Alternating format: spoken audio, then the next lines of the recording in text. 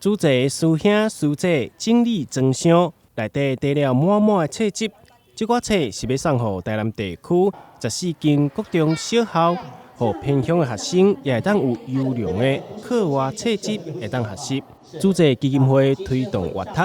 这届活动除了送册以外，也邀请生命导师刘明到现场分享生命奋斗的故事，就是希望学童会当看到无同款的视野，学习正面的人生观。我们今天的证书活动最主要是在让我们的小朋友能在阅读方面呢更有广阔的领域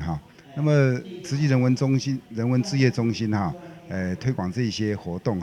事实上呢也让我们所有偏乡、所有我们的孩子们呢能够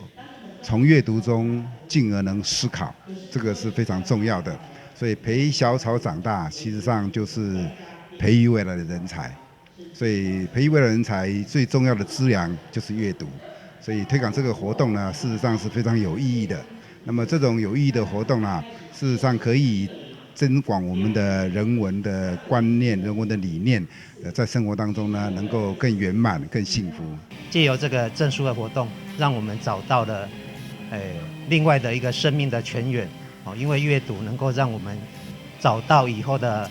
要实现梦想的一把钥匙。所以借由阅读然后我能够拓展到让小朋友启发他们的快乐的心因为我们受灾以后，有些小朋友快乐不起来，那借由这次的活动我们到这边感受到